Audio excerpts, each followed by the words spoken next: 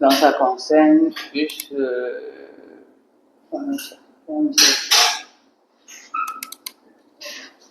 donc on va plus faire la partie ici.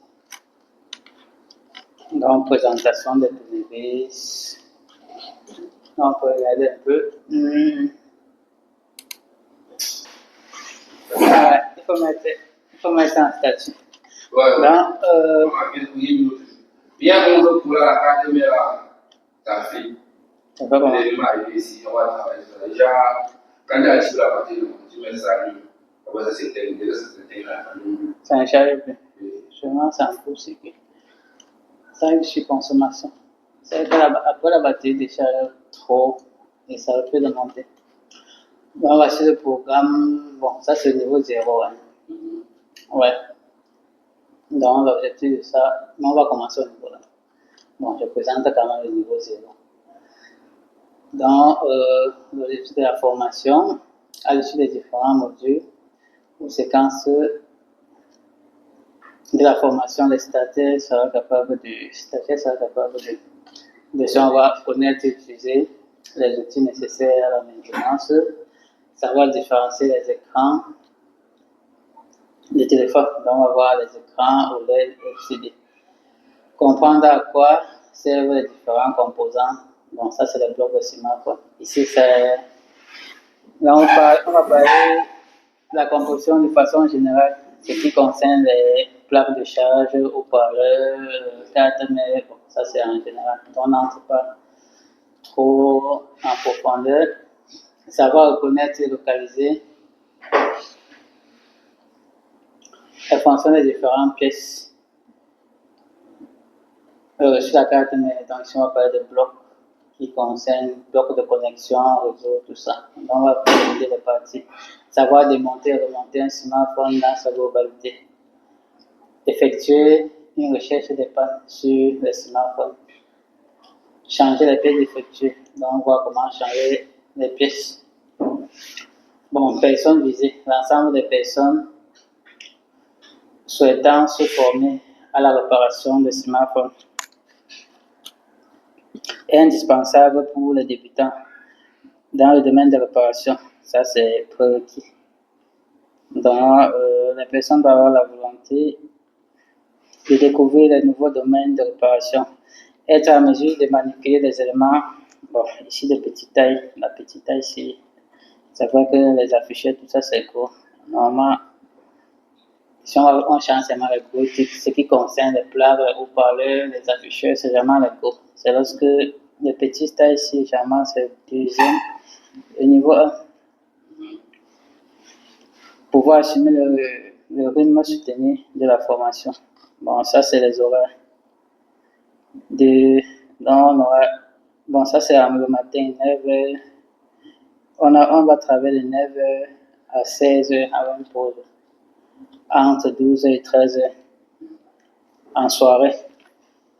Bon, 17h30, 20h30. Bon, on peut m'aller à 21h, ça ne me dérange pas. Okay, on va aller à 21h. Je vais motiver ça plus tard. On va travailler de lundi à vendredi. J'ai enlevé samedi parce que j'ai le temps pour faire. Il me faut le temps pour faire le montage. Monter le truc là, ça prend pas mal de temps. Ok. Programme. Première journée, accueil, tour de table, présentation. Donc c'est ça qu'on vient de faire. Dans l'après-midi, on va présenter la famille d'outils, ce qui concerne les spatules, les pinces, tournevis, ventouses et le poste de travail. Après, on va apprendre à se servir des différents outils. Ici, on va parler des écrans, différents types d'écrans, écran OLED ou écran OCD. On va voir les particularités des écrans. Le lendemain, on va voir nom des principaux composants d'un smartphone. On va définir les différents types de blocs. En soirée, on va voir comment tester les différents types d'écrans. Donc, on va tester comment tester ou vérifier l'écran d'un téléphone. On va voir ici introduction.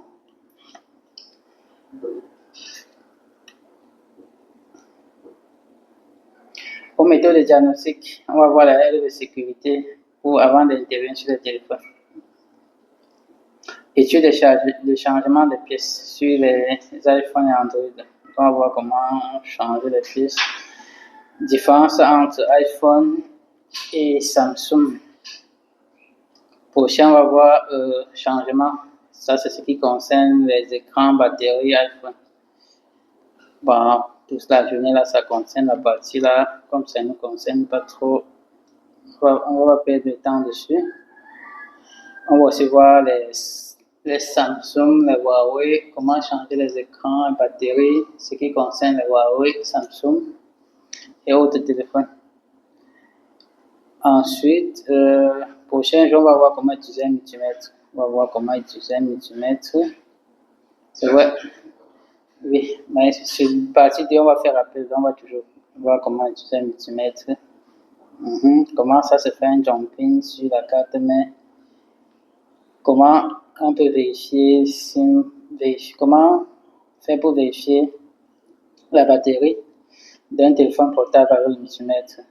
Comment vérifier et réparer un micro. Donc ça se teste avec le multimètre et avec le téléphone qui fonctionne.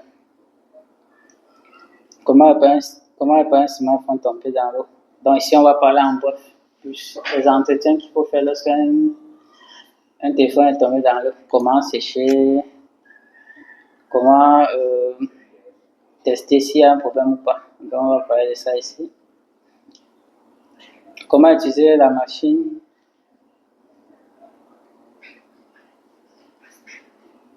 Ici, on va voir comment utiliser la machine. Ça, c'est l'illustration pour nettoyer. Au cas où le téléphone tombe dans l'eau, on utilise également ça pour nettoyer la machine.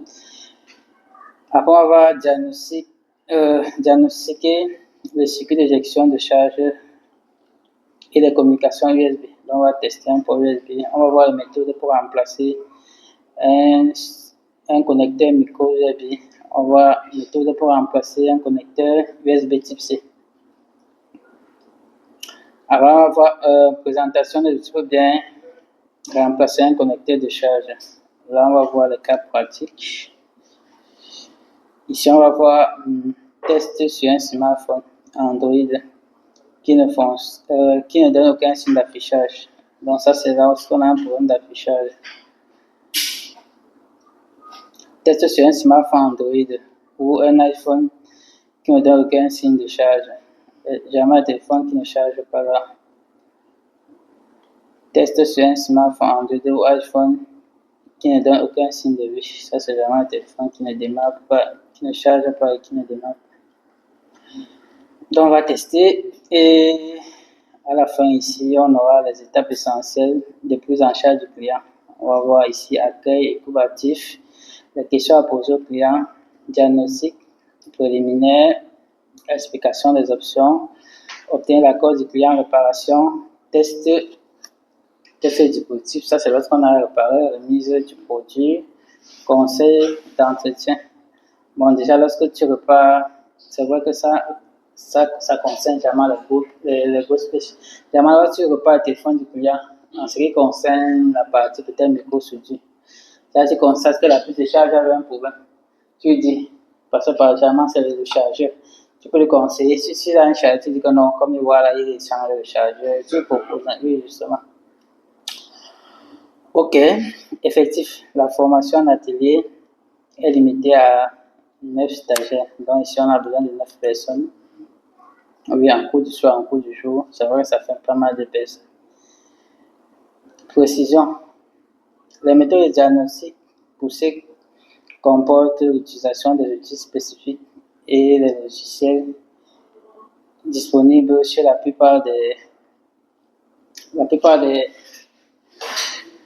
professionnels. Donc, ça veut dire que ici, c'est bien d'avoir un ordinateur. Lorsqu'on va entamer la partie micro-soudure, c'est bien d'avoir un ordinateur pour installer les logiciels, non? Ouais, les chemins et autres, là, ça va être facile. Les stagiaires apprendront à réparer en sécurité pour les techniciens, mais aussi pour les appareils. Déroulement pédagogique de la formation. Les premiers temps de la journée seront consacrés aux récapitulation des éléments vus le jour précédent afin de vérifier si tout a été bien compris. Et si certains éléments doivent être reprises par le formateur. Donc c'est important, à chaque fois, on va faire quelques récapitulations sur ce qu'on a vu la journée précédente pour être à la page. Donc là, ça va nous permettre. Oui, ça permet d'avancer ensemble. Là, au moins, on est sûr quand même que tout le monde a compris. L'essentiel de la journée sera consacré à des réalisations pratiques sur des appareils réels. Les stagiaires iront jusqu'au bout de la réparation de l'appareil dans les mesures du possible. Ici, on voit accompagnement pédagogique. Nos formateurs sont experts dans ce domaine depuis plus de 5 ans. C'est vrai que pour un départ, c'est moi seul qui va former. Je vais prendre peut-être une question plus chez les gars du débutant là. Moi, je vais me consacrer plus sur le niveau 1 et le niveau 2. Ouais, qui sont des niveaux qui sont un peu difficiles. Chaque stagiaire est suivi tout au long de la formation par nos formateurs. Ici, on met modalités d'évaluation, prescription. Bon, ça, c'est ce qui concerne la prescription. Un entretien téléphonique est effectué au préalable avec le responsable de la formation afin d'évaluer le niveau de connaissance des stagiaires en lien avec la formation. Donc, ça permet de connaître le niveau. Du coup, pour gagner en temps, ceux qui veulent avoir un niveau, on ne va pas dire qu'on va commencer au niveau 0, on peut commencer sur les choses assez importantes.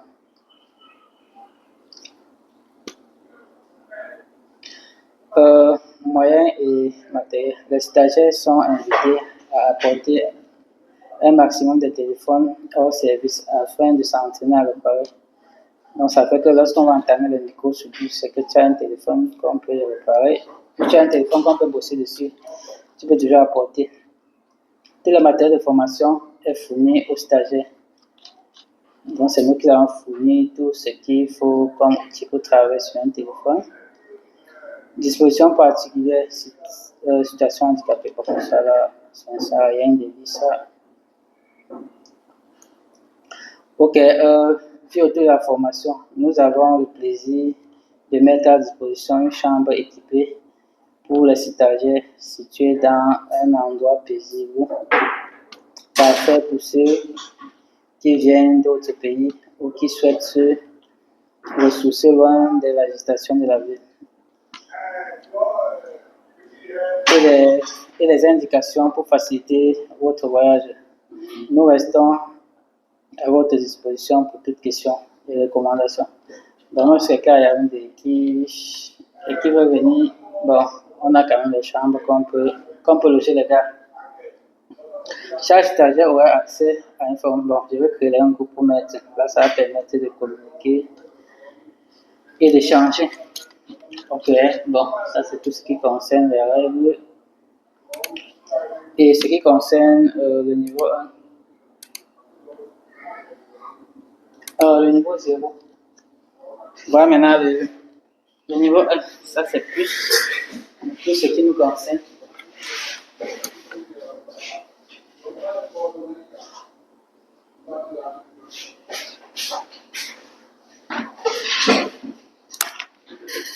Ok, dans le niveau 1, on va voir quoi? Acquisition des compétences en réparation des cartes mères, de smartphone et en micro-soudure. Donc, on va travailler ici sur les cartes mères et sur la micro-soudure. Objectif: reproduire avec rigueur une procédure de diagnostic. Donc, on va apprendre comment diagnostiquer un téléphone, détecter si un appareil présente une panne logicielle ou matérielle. Alors, on va voir, lire et expliquer un schéma de principe. Le schéma de principe est le schéma qu'on voit là. C'est ça qu'on appelle le schéma de principe. Utiliser le logiciel dédié à la réparation. C'est ça qu'on appelle le schéma de principe. Non? Utiliser le logiciel dédié à la formation on va voir comme 3 et 2, ainsi que les dossiers de schématique. C'est pour ça qu'elle dit qu'il faut avoir la machine pour installer. Oui.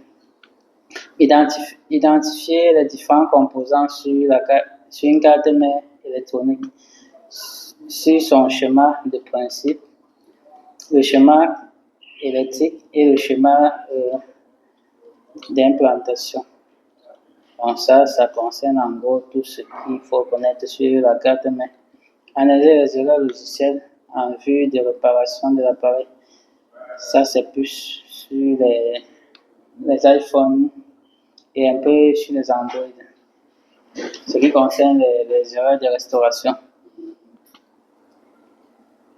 Juger si une carte mère électronique présente un antécédent déjà travaillé, chauffé, chauffe, oxydation, donc si une carte mère est tombée dans l'eau, tout ça. Donc lorsqu'on te donne une carte mère, tu dois connaître si on a touché ou pas, c'est important.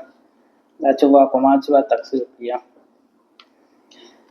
Interpréter les valeurs des appareils de mesure afin de diagnostiquer un panne. Donc là, on va parler comment utiliser le multimètre, l'alimentation stabilisée, ainsi que le fast charger pour contrôler un téléphone. Si on va voir, pratiquer les techniques de brassage, tendre, manuel. Ça, c'est ce qui concerne le rebillage des puces sur la carte mère.